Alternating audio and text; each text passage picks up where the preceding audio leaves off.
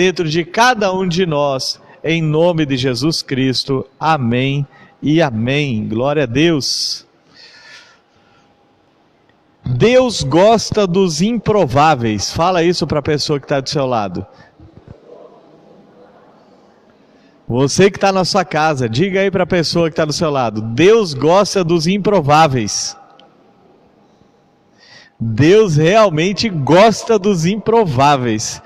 Aquilo que uma pessoa que muitas vezes a sociedade não dá nada, que os amigos, os conhecidos não dão nada, é desses que Deus gosta de pegar e transformar, porque Ele gosta dos improváveis. Ele gosta de pegar situações mais improváveis, que parecem impossível ao homem, e Ele transforma para a glória dEle, porque Ele gosta dos improváveis. Hoje, na divulgação do culto, eu coloquei uma imagem de uma árvore cheia de frutos no meio de um deserto, porque é algo totalmente improvável. Como é que uma árvore frondosa, verde, cheia de frutos vermelhos, vai dar lá no meio do deserto árido? É impossível. Então Deus, Ele gosta dos improváveis. Aquela imagem foi uma montagem que eu fiz, mas foi algo para ilustrar essa verdade. A palavra que nós vamos refletir nessa noite tem esse título: Deus gosta dos improváveis. E nós vamos discorrer em muitos textos da Bíblia, mas o primeiro que eu quero citar está em Juízes, capítulo 7. Você conhece muito bem a história. No capítulo 6, Deus convoca Gideão para liderar o seu povo, o povo de Israel, porque Deus queria livrá-los dos midianitas, um povo inimigo que saqueava constantemente a nação de Israel. E Deus chama então Gideão para liderar essa batalha. E ele convoca a guerra, convoca os homens para a guerra, os soldados para a batalha. E quantos soldados comparecem para a batalha? 32 mil soldados.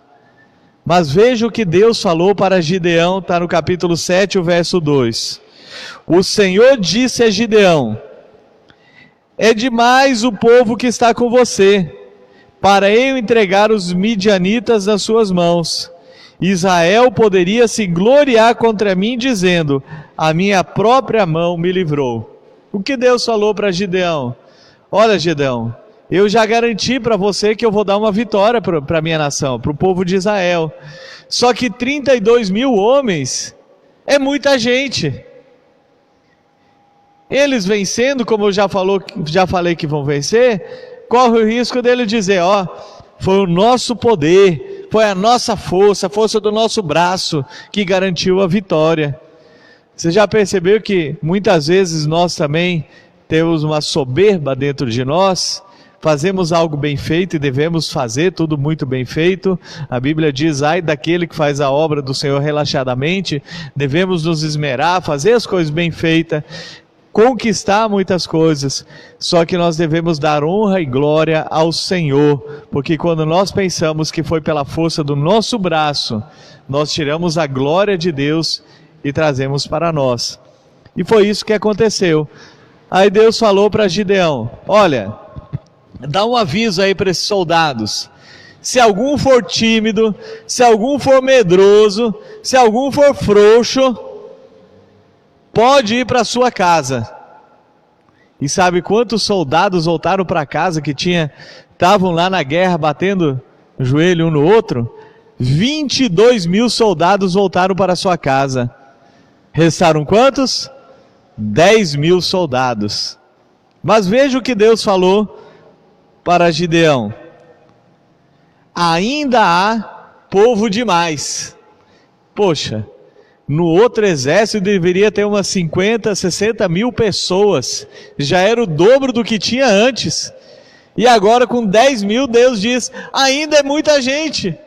E aí Deus deu uma direção para Gideão, mandou eles tomarem água lá no açude, no córrego, alguma coisa assim. E havia uma direção. Ele disse: ó, quem beber de tal maneira, você coloca de um lado. Quem beber da outra maneira, você coloca do outro lado. E sobraram 300 soldados de um lado e 9.700 no outro. Deus falou: manda os 9.700 para sua casa, você vai vencer a guerra com 300 homens. É o famoso exército dos 300. Aí que surgiu os 300. E aí, como ficar agora?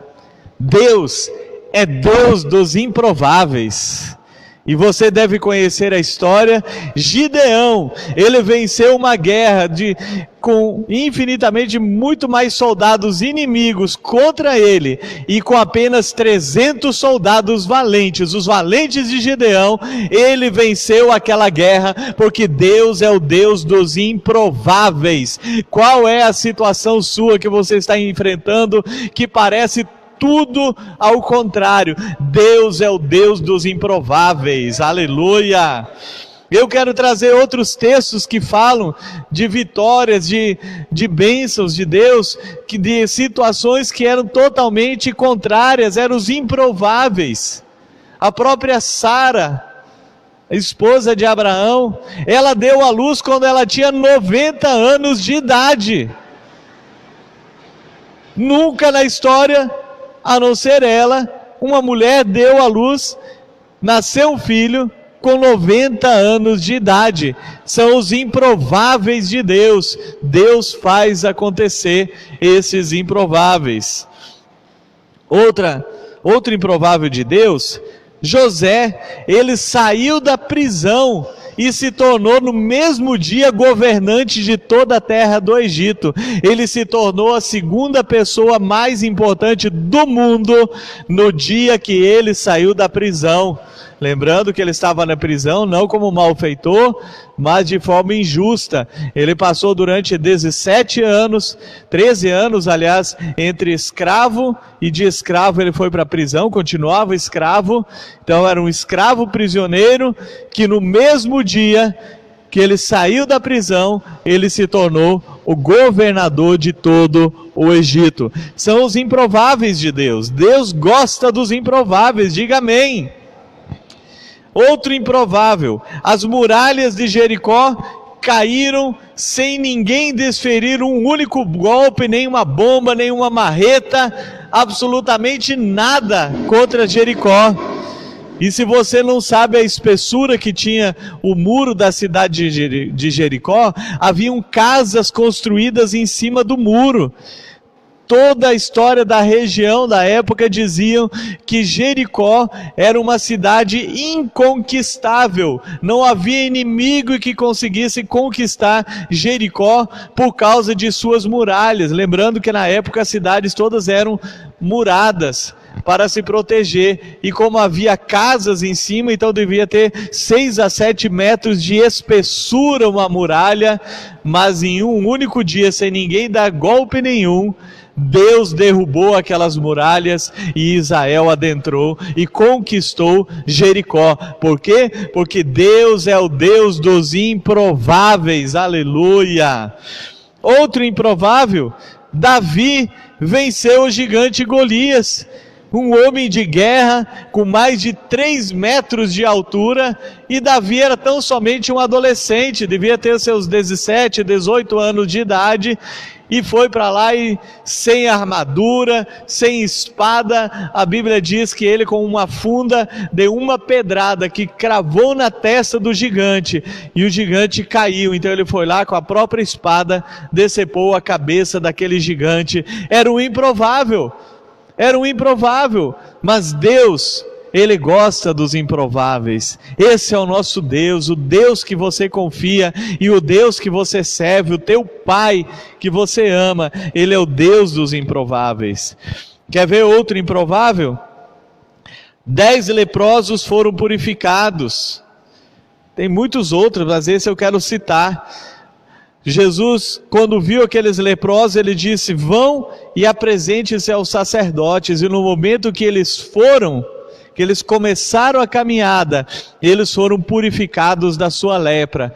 Homens que não podiam mais viver em sociedade, tinham que viver em leprosários, distantes dos seus parentes, dos seus queridos, e agora eles se aproximam de Jesus e eles são totalmente transformados. Os improváveis, com certeza, quando chegaram, bateram na porta de suas casas, as pessoas ficaram espantadas. É realmente você? Você estava totalmente desfigurado, mas agora eu estou vendo você são. Esses são os improváveis de Deus, aleluia. Vamos falar mais um improvável de Deus? O dia que 5 pães e 2 peixinhos alimentaram 5.000 pessoas. E devia ser pães pequenininhos, porque era o lanche de uma criança. 5 pãezinhos, 2 peixinhos, nas mãos de Jesus, fez alimentar uma multidão de 5.000 pessoas. Estes são os improváveis de Deus, porque Deus ama os improváveis. Deus ama transformar pessoas. Deus ama transformar situações. Então eu não sei o que é que você está vivendo. Agora há pouco nós oramos por trabalho, por emprego. Realmente no mundo inteiro essa pandemia, muitas pessoas desempregadas, e o mais triste são autônomos que perderam o seu trabalho, vendedores ambulantes, e talvez estão sem esperança. Mas eu quero te dizer que Deus é o Deus dos improváveis. Ele pode reverter uma situação num piscar de olhos, num estalar de dedos. Ele reverte uma situação, porque Ele é o Deus dos impossíveis, aleluia, o Deus dos improváveis. A Bíblia diz que Deus tira o homem do monte de lixo e o transporta para entre as pessoas mais importantes da cidade. Deus faz isso. Quer ver mais um improvável de Deus?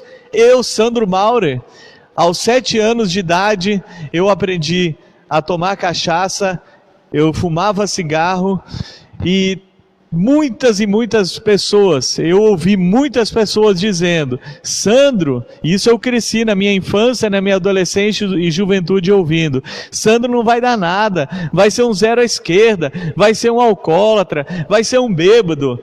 Mas sabe o que Deus faz? Deus gosta dos improváveis e Ele transforma. A partir do momento que eu tive um encontro com o Senhor Jesus, Ele transformou a minha vida e eu sou um improvável de Deus, aleluia, glória a Deus. Agora, o que há em comum nesses casos que eu citei e que nós precisamos também? O que há em comum? Eu citei casos de Gênesis até o Novo Testamento, situações e até pós-sociamento, que eu citei a minha vida como um exemplo aqui. O que havia em comum em todas essas situações e que nós precisamos também, porque Deus ama improváveis, mas existe a ação humana. Veja só que Deus deu o livramento, Deus deu a vitória para Israel, mas Ele usou 300 pessoas ali. Então existe uma parte do homem que é a responsabilidade humana, e existe a parte de Deus que é fazer aquilo que é impossível ao homem. Então o que havia em comum em todos os casos que eu citei e que é necessário para Deus transformar a sua vida, a sua situação, seja uma enfermidade, seja de ordem material, seja qual for, talvez você esteja se sentindo opresso espiritualmente, oprimido espiritualmente. Eu quero declarar em nome de Jesus que toda opressão, toda nuvem negra da sua casa, do seu trabalho, caia por terra em nome de Jesus. Quero declarar que a luz de Cristo, a paz de Cristo esteja em sua casa, e eu declaro que você é um improvável de Deus, e a sua vida hoje mesmo e essa semana será transformada para a glória de Deus Pai, aleluia. O que havia em comum nessas pessoas? Em primeiro lugar, a fé.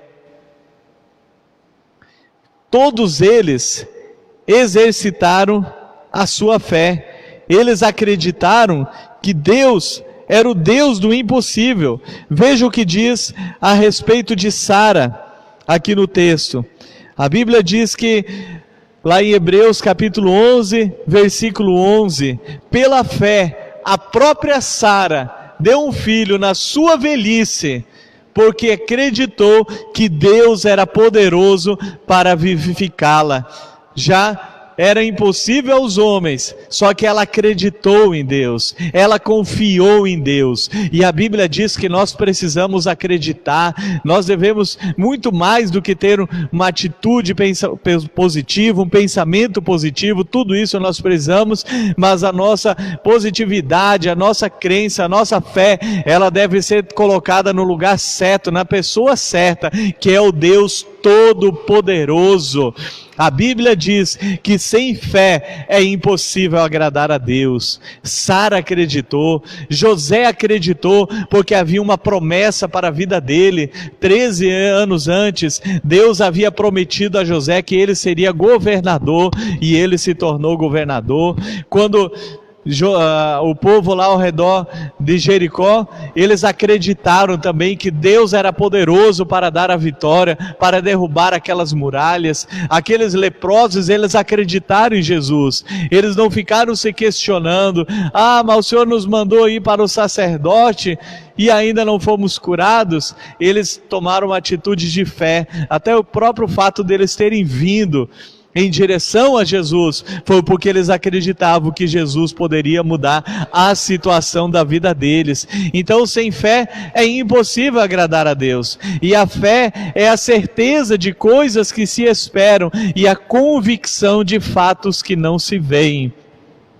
Diariamente nós precisamos exercitar a nossa fé. E sabe qual é o melhor momento para exercitar a fé? Na adversidade, quando tudo está ao contrário, quando tudo parece que está dando errado, quando tudo é improvável e você exercita a sua fé, Deus age e torna o improvável, abençoa aquilo que parecia ser improvável aos homens. Segunda coisa que havia em comum neles foi a obediência. Além deles acreditarem, eles obedeceram ao Senhor. Fé e obediência, eles andam de mãos dadas. É necessário obedecer ao Senhor. Precisamos obedecer ao Senhor. Tem muitas coisas que Deus dá um comando e nós precisamos seguir aquele comando de forma específica.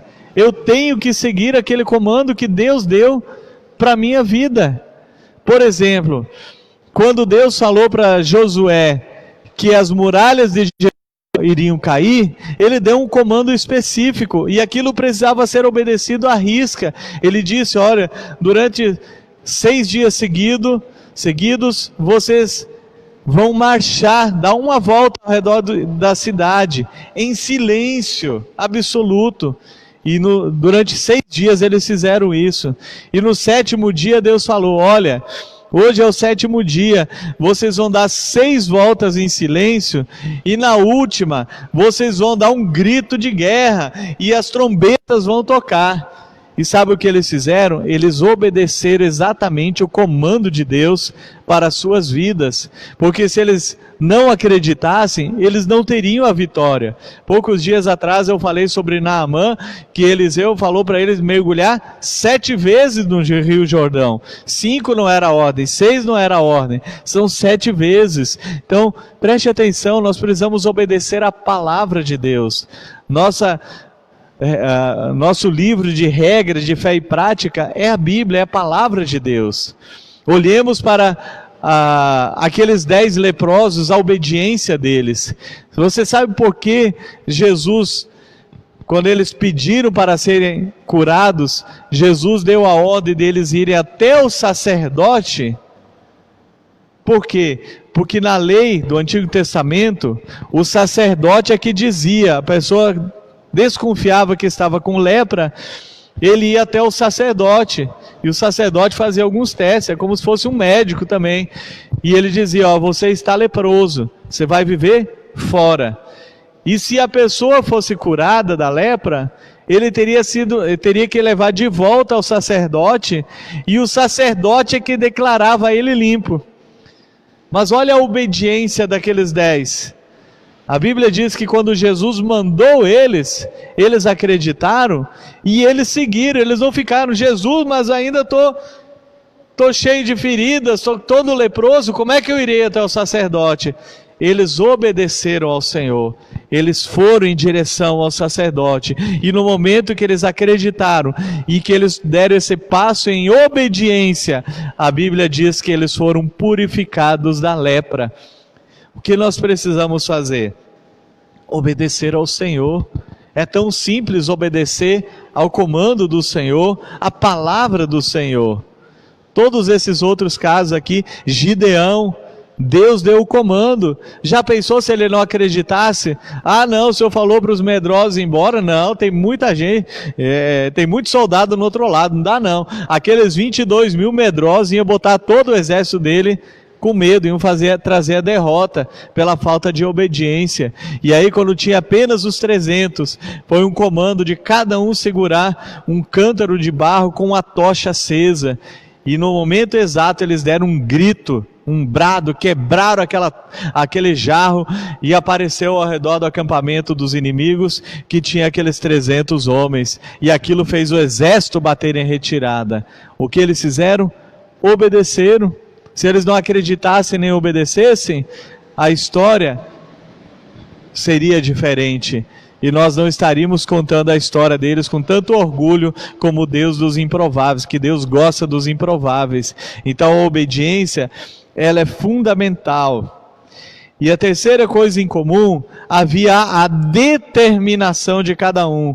Eles acreditaram, eles obedeceram, mas eles acreditaram neles mesmos e eles foram determinados que a situação deles não seria mais a mesma.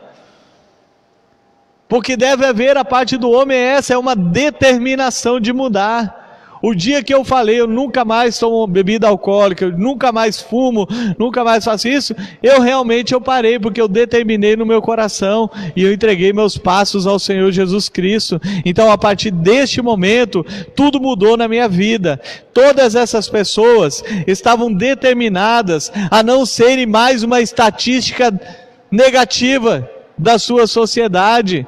Eles estavam determinados. E você vai fazer parte de uma estatística negativa dos falidos, dos rancorosos, ou você vai ter uma determinação agora, acreditar, obedecer ao Senhor e determinar no seu coração que você não será uma estatística dessas negativas. Você não vai ser uma estatística no final da pandemia dizendo ele quebrou e nunca mais se recuperou. Não, eu quero declarar que você se recupera, que você vai se reerguer, e você precisa determinar isso no seu coração. Deus muda qualquer situação num piscar de olhos, no estalar de dedos. Deus transforma toda e qualquer situação. Se você se encontra numa situação hoje que é improvável aos homens, creia que Deus gosta dos improváveis. Ele ama situações improváveis para reverter para a glória dele. Aleluia!